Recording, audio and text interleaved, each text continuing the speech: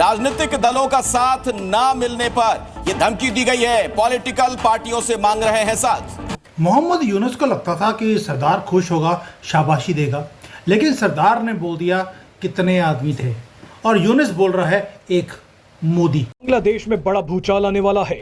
राजधानी ढाका समेत कई बड़े शहरों में सेना उतर गई है कि मोहम्मद यूनुस जो चीफ एडवाइजर हैं बांग्लादेश के, वो रिजाइन करना चाहते हैं।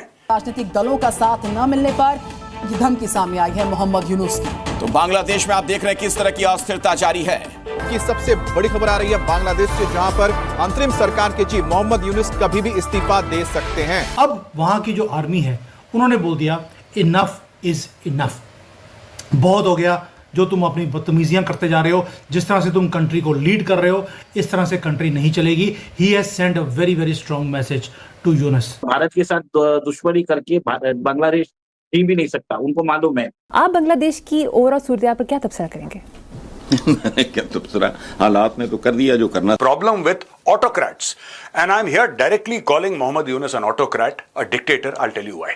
मैं क्यों बोल रहा हूं उसको? मैं इसलिए उसको डिक्टेटर बोल रहा हूं because he does not have the blessings of the Bangladeshi people. ठीक है, आप खालिदा जिया हो, आप शेख हसीना हो, आप XYZ कोई भी हो, एज लॉन्ग एज आप वोट लेकर आए हैं और कुर्सी पे विराजमान हैं, तब तक बात ठीक है। आप अच्छा करें बुरा करें, लेकिन जो आप कर रहे हैं लोगों के आशीर्वाद से कर रहे हैं। इसको किसका आशीर्वाद है? इसको किसका आशीर्वाद है? जो बाइडेन का। 1971 यानी 1971 का जो इंसिडेंट था या जो कुछ हुआ फॉल ऑफ ढाका में, उस पर माफी पाकिस्तान अपॉलॉजी करे। $4.32 बिलियन जो है वो बांग्लादेश को दिए जाएं और पाकिस्तानियों की वापसी, वो पाकिस्तानी जो 1971 में वहां पर रह गए थे बांग्लादेश में, उनको वापस ले जाए। यूनुस कौन सी ऐसी गलतियां कर रहा है जिसके कारण अब सारी की सारी जो कंट्री है वो भी इसके अगेंस्ट है, सिवाय जिहादियों के। और जो आर्मी है उन्होंने अब सींग अड़ा दिए हैं इसके पिछवाड़े में, आगे तो नहीं पीछे इसके सींग डाल दिए हैं। In the heart of Dhaka sir कल एक कमाल हो गया। मैं इस्तीफा दे दूंगा अगर सारी की सारी पार्टीज मुझे सपोर्ट नहीं करेंगी। BNP सड़क पे आ गई है, खालिदा जिया की पार्टी सड़क पे आ गई और खालिदा जिया की पार्टी यह कह रही है कि भाई क्लियर रोड मैप दो इलेक्शन का। जैसा मैंने बताया था, चुनाव कब होंगे ये बताओ। ये बताने को राजी नहीं है, क्योंकि अगर चुनाव हो गए तो इसको तो कोई वोट देगा नहीं, इसका मास पेस है ही नहीं।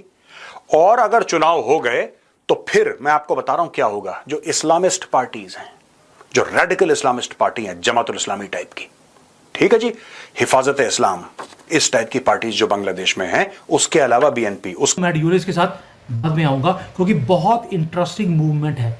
लेकिन आपको याद होना चाहिए कि जो आयरन लेडी ऑफ बांग्लादेश जिसको बोला जाता था, शेख हसीना को, उसको निकाला गया एक साइलेंट कू की तरफ से।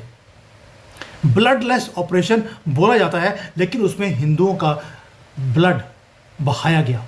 ये दोस्तों इसलिए परेशान है कि पहले जब जो बाइडेन राष्ट्रपति था और ये बिल क्लिंटन यानी कि क्लिंटन फाउंडेशन के थ्रू फंडेड है ये आदमी मोहम्मद यूनुस, तो इनका ये कहना था कि साहब ठीक है कोई बात नहीं, हम यहां पे आएंगे, यहां पे अमेरिका आएगा, मैं बांग्लादेश को बेच दूंगा पूरा। I will sell Bangladesh to the Americans और फिर मेरी गद्दी बनी रहेगी, मेरा पैसा बना रहेगा, मेरा रुतबा बना रहेगा, and I will be the de facto ruler of Bangladesh. ये सारी की सारी स्टोरीज उसने अपने दिमाग में चला ली। अब क्या हुआ कि ट्रंप जीत गया, और जैसे ही ट्रंप जीता, ये बात हम पहले भी डिस्कस कर चुके हैं, जैसे ही ट्रंप जीता ट्रंप ने अपना हाथ पीछे खींच लिया। ये हो गया बिना मालिक का, मोहम्मद यूनुस जो हो गया बिना मालिक का। अच्छा, बीच में बड़ा प्रेशर आ रहा है, जो स्टूडेंट्स की पार्टीज हैं, मुख्तलिफ पार्टीज हैं, अलग अलग पार्टीज हैं बांग्लादेश में, और सबसे बड़ी बात BNP, Bangladesh Nationalist Party, Khaleda Zia की पार्टी। खालिदा जिया वापस आ गई बांग्लादेश, अपने इलाज के लिए गई थी बाहर। She has come back now, everybody is demanding elections. भाई the will of the people is supreme ना। जो बांग्लादेश के जो लोग हैं उनकी मर्जी चलेगी ना, ये डिक्टेटर की मर्जी थोड़ा ना चलेगी। अच्छा, यहां पे ये लगातार दर लगातार ये कह रहा है कि नहीं इलेक्शंस के बारे में मैं बताऊंगा तुम्हें, I will tell you about elections. यार जब होंगे तब मैं बता दूंगा, तुम्हें क्या जल्दी है? पहले मुझे बांग्लादेश में कुछ सुधार करना है, मुझे बांग्लादेश में कुछ करेक्शंस करने हैं। तो भाई साहब 5 अगस्त को शेख हसीना भाग गई थी पिछले साल। 5 अगस्त डेट याद रखिएगा, 5th of August Sheikh Hasina को निकाल फेंका। उसके 48 घंटे के अंदर ये भाई साहब विराजमान हो गए। ठीक है, अगस्त सितंबर, अक्टूबर, नवंबर, दिसंबर, जनवरी, फरवरी, मार्च, अप्रैल, मई। ये मई का महीना है, यानी कि 9 महीने से ज्यादा हो गए हैं। भाई साहब ने अभी तक कोई रोड मैप नहीं दिया।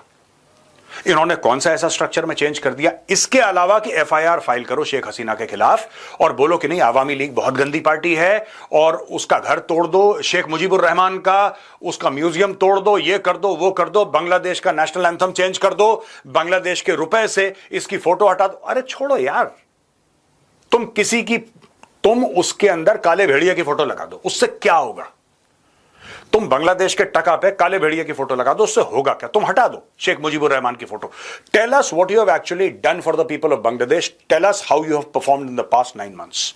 वहां पे दोस्तों इसने बोला कि तुम मुझसे चुनाव के बारे में बात मत करो।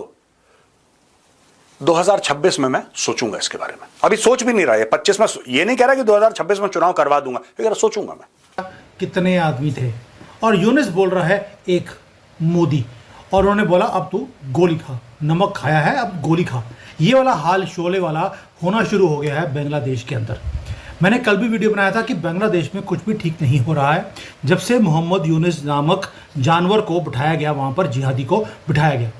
अब वहाँ की जो आर्मी है उन्होंने बोल दिया इनफ इज़ इनफ, बहुत हो गया जो तुम अपनी बदतमीजियाँ करते जा रहे हो, जिस तरह से तुम कंट्री को लीड कर रहे हो, इस तरह से कंट्री नहीं चलेगी। He has send a very very strong message to Yunus. अब क्या मामला है, क्या हुआ है, पूरा डिटेल में बात करूंगा, और यूनिस कौन सी ऐसी गलतियां कर रहा है जिसके कारण अब सारी की सारी जो कंट्री है वो भी इसके अगेंस्ट है, सिवाय जिहादियों के। और जो आर्मी है उन्होंने अब सींग अड़ा लिए हैं इसके पिछवाड़े में, आगे तो नहीं पीछे इसके सींग डाल दिए हैं। In the heart of Dhaka sir कल एक कमाल हो गया, एक राइजिंग क्योस हमें दिखाई देता है। जो जनरल हैं यहाँ के बांग्लादेश के, उन्होंने एक रेड लाइन को ड्रॉ कर दिया मिट्टी के अंदर, और ये कोई फिक्शन नहीं है, ये कोई ड्रिल नहीं है, ये रियल हमारे सामने हो रहा है। मिलिट्री का स्टैंड ऑफ अनफोल्ड हो रहा है हमारे ईस्टर्न नेबरहुड के अंदर। यहाँ से जैसे जैसे हम इन इलीगल बांग्लादेशियों को पकड़ के धक्का मार रहे हैं, वहाँ की आर्मी को समझ आ गया कि अगर बांग्लादेश ने भारत के साथ हाथ नहीं जोड़ा, जैसे यो यूनिस जोड़ने के लिए तैयार नहीं है, तो ये कंट्री तबाह हो जाएगी।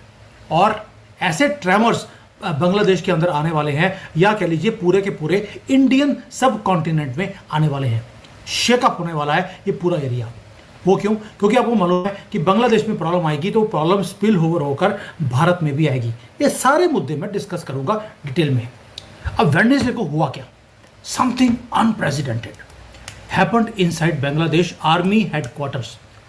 वहाँ पे जो दरबार लगाई गई आर्मी की तरफ से, सारे अवेलेबल जितने भी ऑफिसर्स थे वो सारे वहाँ पर आए, और आए भी किसमें? कोई सूट पैंट डालकर नहीं, अपनी कॉम्बैट यूनिफॉर्म्स डालकर असेंबल हुए, not for a peace keeping mission, ना ही किसी वॉर रिहर्सल के लिए। It was far more serious. जो आर्मी चीफ है बांग्लादेश के, जनरल वकारुज़्ज़मान, उन्होंने एक मैसेज, एक थंडरस मैसेज उन्होंने डिलीवर किया, और टारगेट था none other than interim ruler Mohammad Yunus. अब मोहम्मद इसलिए है क्योंकि उसको पागलपन से मोह है, इसलिए नाम में ही मोहम्मद है। रिवाइंड करते हैं दोस्तों, अगस्त लास्ट ईयर ये मुद्दे में क्या हुआ था। जनरल वकर जो ज़मान है उन्होंने क्या किया मोहम्मद यूनिस के साथ, बाद में आऊँगा, क्योंकि बहुत इंटरेस्टिंग मूवमेंट है। लेकिन आपको याद होना चाहिए कि जो आयरन लेडी ऑफ बांग्लादेश जिसको बोला जाता था, शेख हसीना को, उसको निकाला गया एक साइलेंट कू की तरफ से। ब्लडलेस ऑपरेशन बोला जाता है, लेकिन उसमें हिंदुओं का ब्लड बहाया गया, यही मोहम्मद यूनिस की तरफ से।